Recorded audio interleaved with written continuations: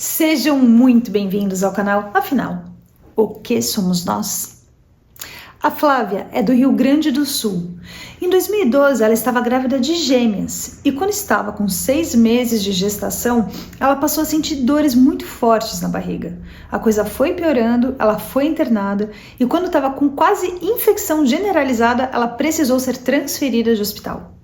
Quando estava na ambulância, ela viu a pressão dela caindo, sentiu palpitação no coração e teve uma EQM. Mas não foi só isso. A sua vida mudou e ela passou a ter outras experiências. Como temos feito, dividimos essa entrevista em 2 partes, ambas publicadas hoje, sendo que na primeira parte ela nos conta a sua EQM e responde algumas perguntas e na segunda parte responde as outras perguntas. Se gostarem, por favor, deem um like, compartilhem com os amigos, se inscrevam no canal, pois isso ajuda muito a mensagem chegar a mais pessoas. Vamos conhecer a história da Flávia? Bom proveito, você vai amar.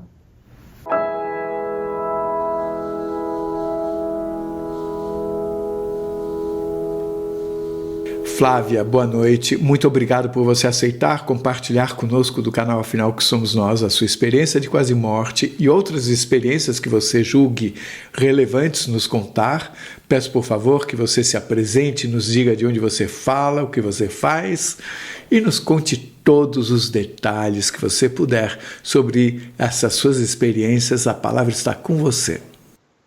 Obrigado, Carlos. Boa noite. Me chamo Flávia Conrad. Tenho 33 anos, sou de Sobradinho, na região central do estado do Rio Grande do Sul, e sou servidora pública. A minha EQM, a minha experiência, nós vamos voltar lá em 2012, eu tinha 21 anos na época, e estava grávida de gêmeas.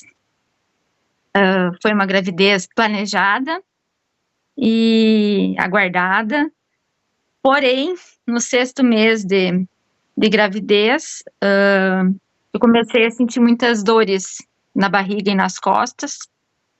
Dores estas que no começo foram tratadas pelo médico como tu é pequeno, tem 1,59, 2 crianças na barriga, né? Então são dores normais, tá tudo apertado. Porém, essas dores aumentaram e antecipamos um exame de rotina. E nesse exame se constatou, então, uma possível infecção, né? Internei no dia 15 de novembro para tratar essa infecção no hospital aqui da minha cidade. Só que um hospital pequeno, na minha cidade tem 14 mil, nem 15 mil habitantes tem, é pequeno, tem o básico para nós. E eles já me inscreveram, então, no banco de leitos do estado, né? Para se precisasse de UTI neonatal, eu já estaria no meio caminho, como se diz.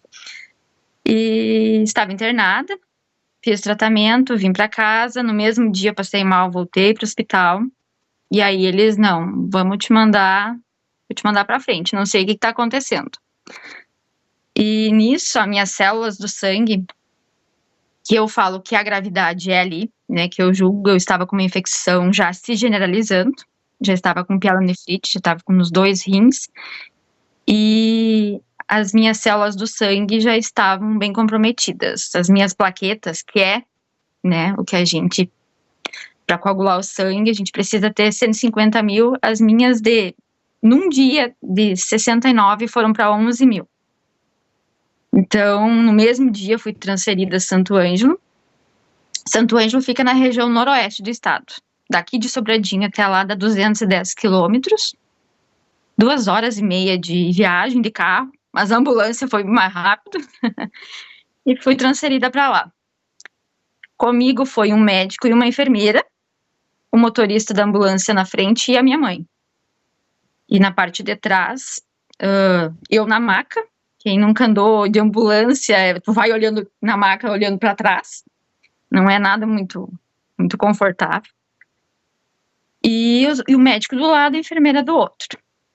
E eu me sentia muito mal. Muito mal. Tinha muita dor na minha barriga. E dor nas costas, mas enfim. Eu tinha que ficar deitada, olhando para frente. Para trás, no caso, da ambulância. Uma meia hora, mais ou menos, de viagem, acho que nem isso, de viagem, eu comecei a sentir palpitações, como se eu sentisse meu coração bater mais forte. E eu disse pro médico, eu disse, algo não tá certo, eu disse, eu tô sentindo meu coração palpitar. E ele media a pressão, ele disse, a pressão tá muito baixa. Ele disse, não dorme. Não, tenta não dormir, porque se tu dormir, tua pressão vai baixar mais ainda, né? Eu disse, fica aqui comigo. E aí eu disse pra ele, ó, eu vou fechar os olhos, porque tu ir deitada, olhando pra trás, enjoo na certa, né? Então eu disse, eu vou fechar os olhos, vou ficar quietinha. Mas ele, a cada minutinho, ele batia no meu ombro, tudo bem? Não dorme. Não dorme. Nisso, dessa vez que ele que me disse que a minha pressão estava muito baixa, que era melhor eu não dormir para ela não baixar mais ainda, não sei o termo médico para isso, mas enfim, eu senti a palpitação novamente, e como se meu coração batesse 2 vezes muito forte, e eu me vi, agora vem o me ver, eu me vi na maca, um ponto de visão. Eu não via corpo, mas eu me via. Eu vi o médico, eu vi a enfermeira, do canto superior da ambulância, na parte de cima, na parte direita de cima. Mas a primeira vez foi muito rápido. Eu tentei procurar para te explicar melhor.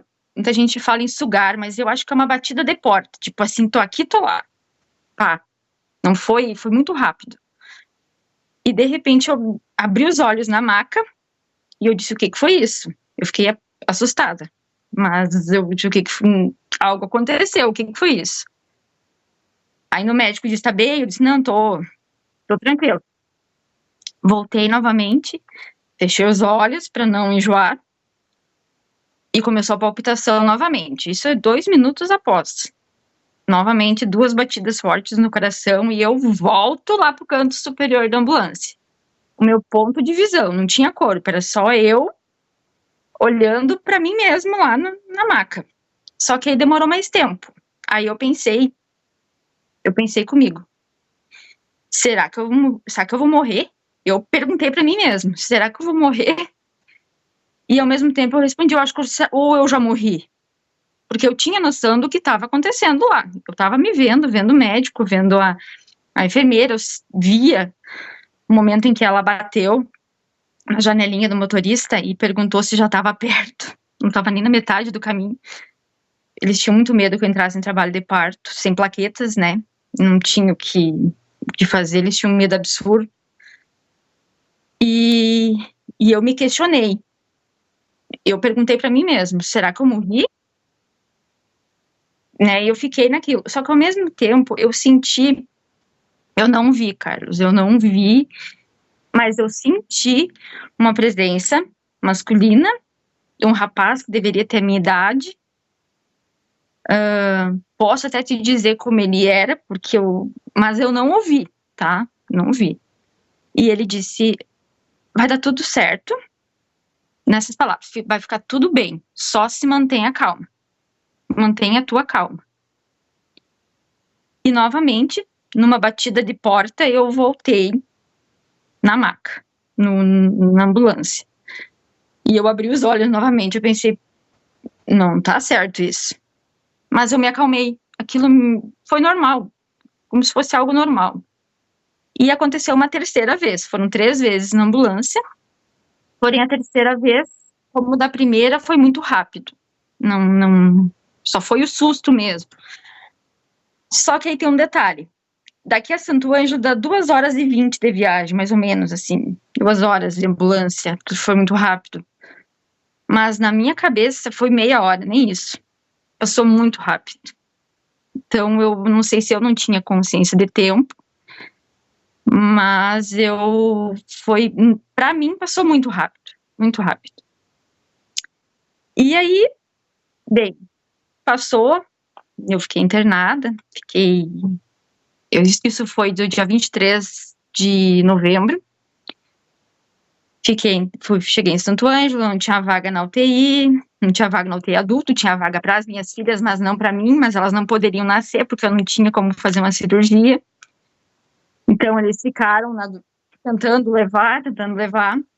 No dia 22 de dezembro, eu não escapei, eu tive que fazer uma transfusão, porque minhas plaquetas não subiam, iam até 30, 40 mil, mas voltavam novamente. Então o médico disse, não, vamos ter que fazer uma transfusão.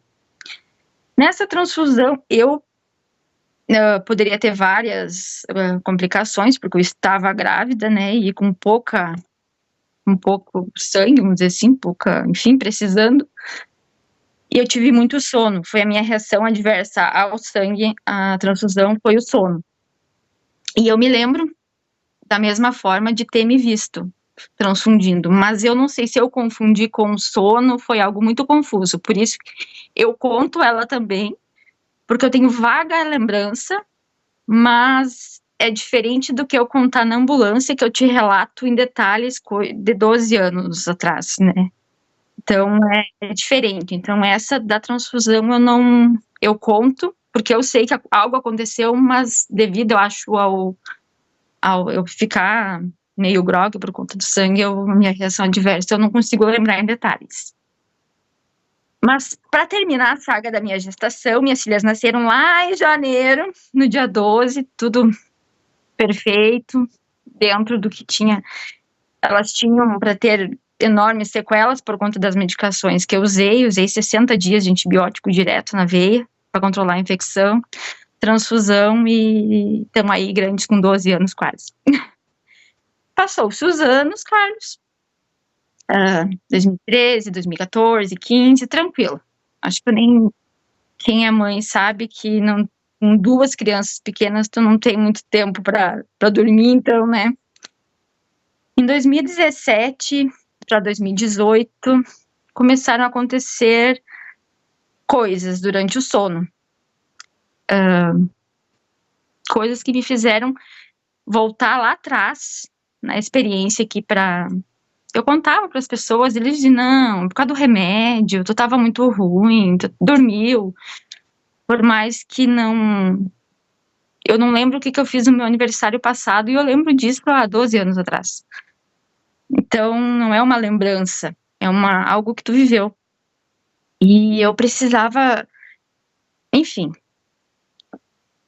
voltamos à vida normal, as crianças já dormindo à noite. Eu comecei a acordar, mas também é uma forma, acho que errada de falar, porque não é nem um acordar, um despertar, nem. Eu me sentia acima do meu corpo. Eu acordava de noite acima do meu corpo. E isso era muito seguido. E isso me apavorava no início. Tanto que foi por conta dessas experiências que eu cheguei até o canal procurando entender o que estava acontecendo comigo. E isso começou a ser muito seguido. 2, 3 vezes por semana. Tanto que tinha um tempo que eu tomava até relaxante muscular para dormir pesado, para não acontecer, porque isso me gerava medo no começo. Eu não sabia o que era. Então, e assim a gente foi levando. 2017, 2018, 2018 para 2019 se intensificou muito. Até tem uma entrevista aqui no canal que de um senhor que pulou de asa delta. Acho que ele caiu e ele foi se encaixando no corpo, assim. Eu sei muito bem o que ele quer dizer com isso. Porque eu pensava, a entrada é bem difícil.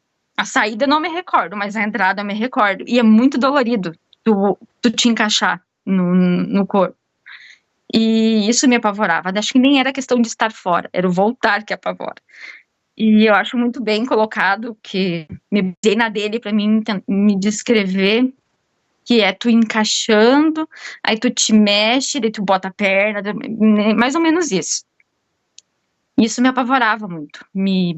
Era pesado, era complicado tu acordar no outro dia e trabalhar passando por isso da noite.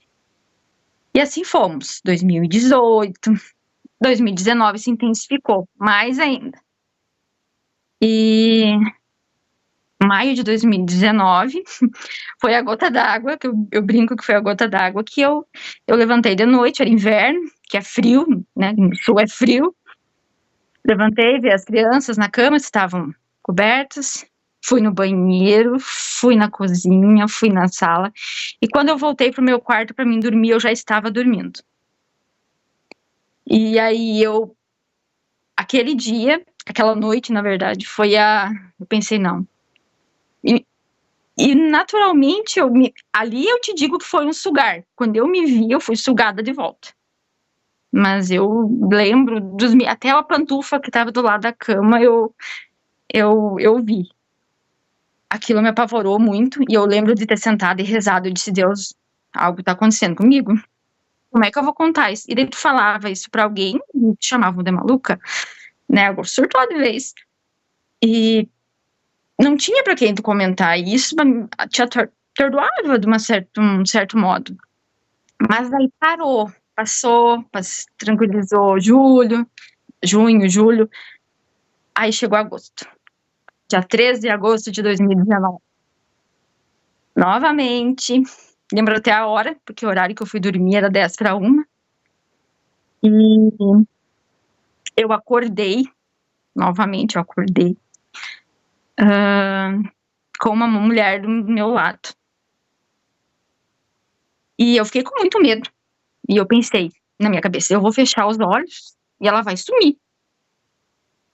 Só que não tem que fechar os olhos. Como é que eu não tinha como fechar os olhos? Ela me pegou pelo braço e num sugar, ela me levou num outro lugar. Lá sim bateu o desespero, porque eu achei que eu tinha morrido. Eu disse pra ela, eu não posso morrer. Eu não posso morrer. Como é que eu vou morrer? Eu disse, eu não posso morrer. Eu tenho 2 crianças pequenas. Eu disse, eu não posso morrer. Eu disse, não tem como. Eu disse, a minha mãe já perdeu um filho. Uma coisa que eu nunca tinha parado pra pensar lá. Eu pensei, a minha mãe já perdeu um filho. Como é que ela vai perder mais um? Eu disse, não, né? E ela me acalmava. Aí ela me pegou. Aqui, na minha casa, eu tinha medo dela. Mas lá, ela não era como ela era aqui. Ela era mais bonita. Assim, vamos dizer, ela era mais bonita. E a gente conversou, Carlos. Ela me falou, a gente conversou, porque ela me acalmou, porque eu tava muito nervosa. E quando ela eu não me lembro dessa conversa, mas ela me acalmou. E lá era um lugar fantástico, era um lugar, tinha macas, mas assim, as pessoas te olhavam como se te conheciam, olhavam pra ti e sorriam. E essa mulher, eu perguntei pra ela, eu disse, todos que estão aqui estão mortos, né? Ela disse, não, alguns estão igual tu aqui, só passeio. Tinha uma janela,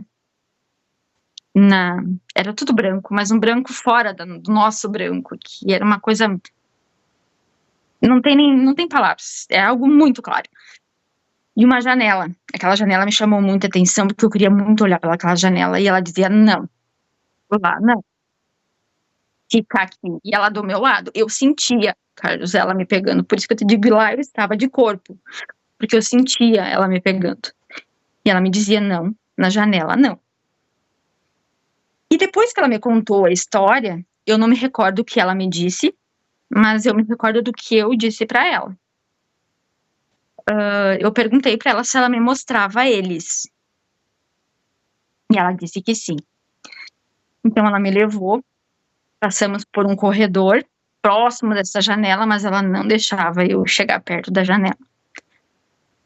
Ela me levou num corredor, uma porta grande, branca, um corrimão assim. Tipo uma porta de um guarda-roupa de correr. Ela abriu aquela porta e tinha uma cama. Várias caminhas, mas uma cama maior na frente, com 3 crianças. Um menino que estava dormindo à direita, ficou. Uma menininha na esquerda e um maiorzinho no meio. Quando eu vi essa criança, eu tive um instinto de ir pegar. E ela me disse, lembra do que eu te falei? Tu não pode pegar, eu vou te levar de volta.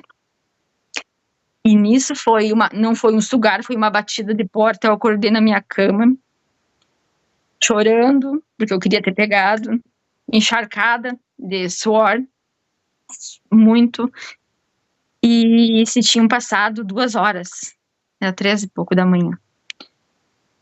E aquilo pra mim foi fantástico, porque aí eu entendi que tudo aquilo que tinha passado atrás, as tentativas de saída, eu não consegui sair sozinha, ela teve que vir me ajudar.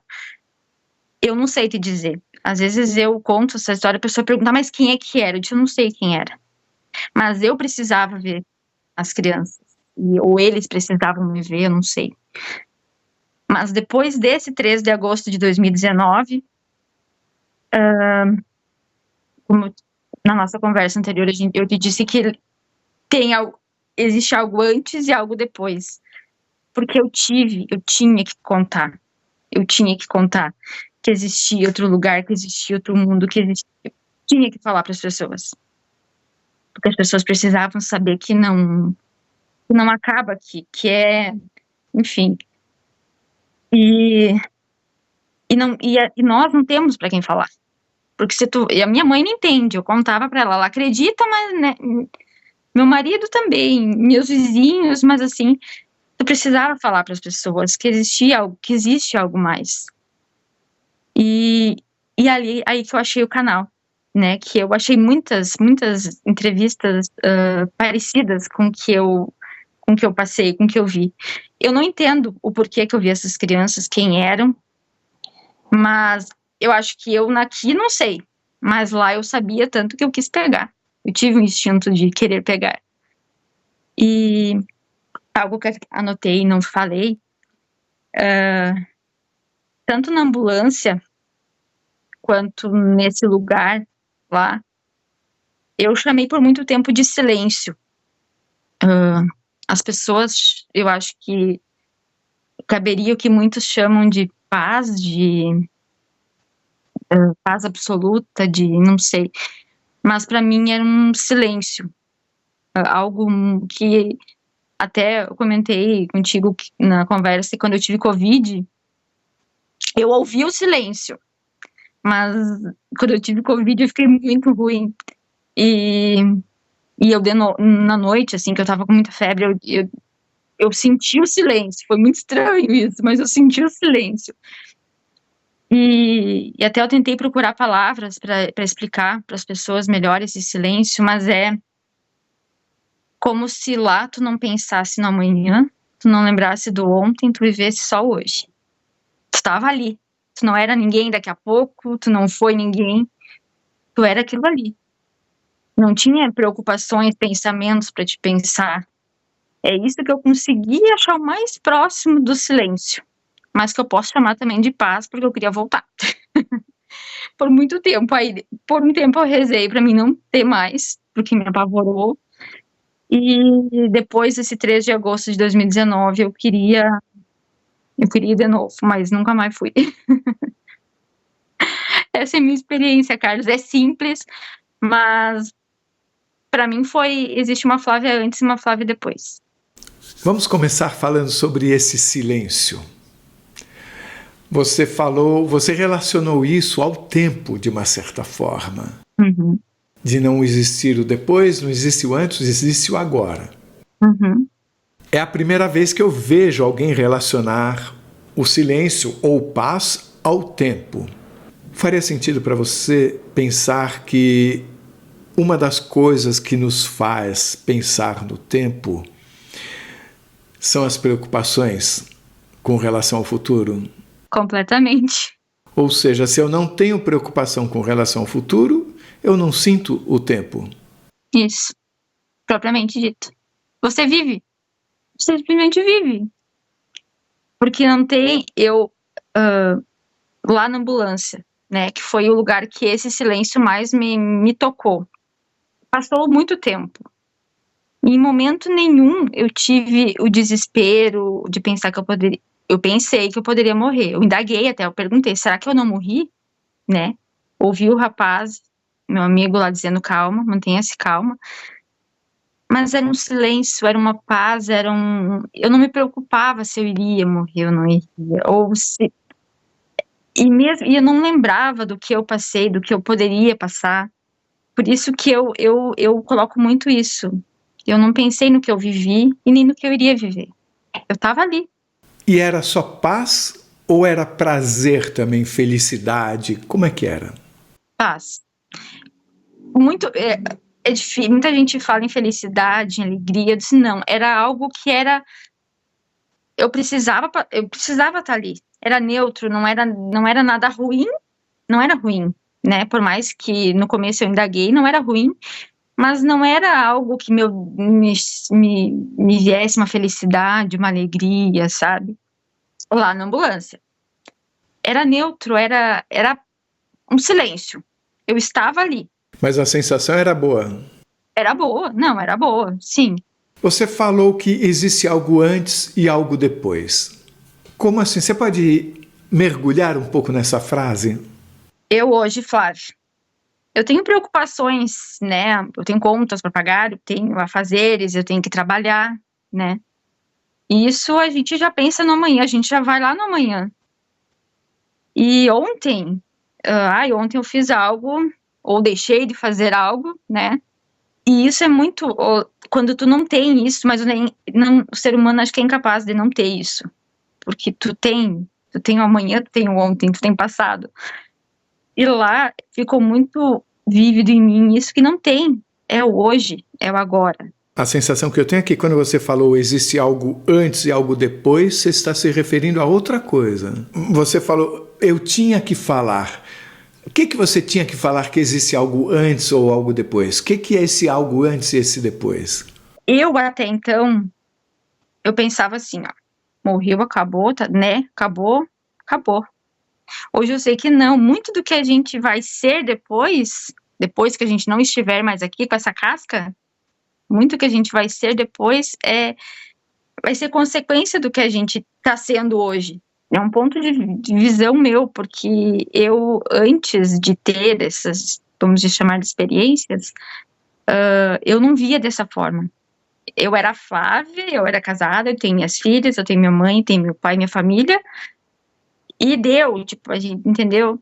E depois dessa experiência eu vi que eu preciso deles, assim como eu preciso do meu vizinho, como eu preciso do meu colega de serviço, entendeu? Virou uma coisa mais, a gente precisa de um todo. Mas dá a impressão, lendo aqui, que você se refere a algo antes de você nascer? Não necessariamente, pode ser, né, Carlos? Porque aquelas crianças eu conhecia de algum lugar. Tá, mas não foi isso que você quis dizer nessa frase. Existe algo antes e algo depois. Algo antes de viver. Nós vivemos, né? Nossa, como o ontem, né? E o amanhã, vamos assim dizer. Mas não antes de eu nascer. Mas eu acredito que essas crianças eu conhecia de algum lugar, né? Então já caindo nesse assunto, você acha que se refere a algum acontecimento passado seu? Eu acredito que sim. Você diria uma outra existência sua? Eu acredito que sim. E você já acreditava nisso antes da sua experiência? Não, cara, não, nem tinha noção do que isso existia. Tanto que quando eu fui contar, eu precisava contar para alguém, porque aquilo estava me atormentando demais. Eu contava para minha mãe dizia, não, tu sonhou, tu teve um sonho, tu se impressionou. Tem uma amiga muito querida aqui, que é a minha vizinha, eu contei pra ela, era a única que me escutava, mas ela ficava apavorada, morrendo de medo. Eu pensei, meu Deus, não posso contar para as pessoas, porque, né, falava para um, falava para outro, não tinha esse entendimento. E aí o que tu vai fazer com essa, para quem que tu vai, né, para onde tu ia correr? E isso me atormentou muito, 2017, 2018, até 2019. E depois eu tinha necessidade de falar. E por muito tempo eu tive essa necessidade de falar, independente se aceitassem ou não. E quando você fala do algo depois, você está aqui se referindo possivelmente também a algo depois que a gente morre? Claro, é evidente que existe. Eu não sei, como se diz, não existe verdade absoluta, porque ninguém tem essa verdade absoluta. Mas eu, na minha convicção, tenho certeza que existe lá, depois do nosso corpo aqui, que nós vamos cumprir o que a gente veio fazer, e a gente vai para algum lugar, e que esse lugar, a gente veio para cá para algo, né? Se a gente fosse perfeito, a gente não vinha para nosso planeta Terra. Então, a gente veio para cá para ter algum aprendizado. E bem como tu disse agora, né? A gente veio do ontem, né? E a gente está vivendo agora, buscando um amanhã. Essas 3 crianças, você quando as viu, você se lembra de ter sentido... Amor. Como se fossem minhas. Muito amor. Principalmente pro maiorzinho, que era um menino, que estava sentado no meio. E eles estavam em camas, como se fosse num hospital, como as pessoas... Isso. Um hospital. Era um hospital. Aquela moça me disse que era um lugar de descanso. Era um hospital. Tinha macas, tinham várias pessoas deitadas na maca. Até eu indaguei ela. Eu disse, todo mundo que tá aqui morreu. Porque até então eu tava achando que eu tinha morrido também, né? E ela me disse, não. Tem alguns estão aqui igual você. Só a passeio. Comparando com outros relatos, normalmente a pessoa quando vê alguém descansando nesse hospital, diz respeito à vida dessa pessoa que está tendo a experiência. Ou era um pai, ou era um avô, alguém que faleceu antes dela, porém relacionado a essa vida. Nesse seu caso, não. Você foi e viu como se fossem, eventualmente, pessoas ligadas a você numa outra existência. Carlos, eu perdi um irmão. Antes de eu nascer, minha mãe perdeu um bebê de 8 meses. Não deixe de assistir a segunda parte da entrevista da Flávia, onde ela continua a responder as nossas perguntas. O link está disponível para você aqui em cima e também na descrição do vídeo. Se você gostou, por favor, se inscreva no nosso canal, dê likes, faça comentários, compartilhe com seus amigos, toque o sininho que assim você sempre fica sabendo quando chega vídeo novo, saído do forno. E se você tem alguma dúvida ou passou por uma EQM e gostaria de compartilhar a sua história com o mundo, por favor, nos escreva. O nosso e-mail é afinal.oquesomosnós@gmail.com. Essa é uma nova fronteira do conhecimento humano. Vamos juntos atravessá-la?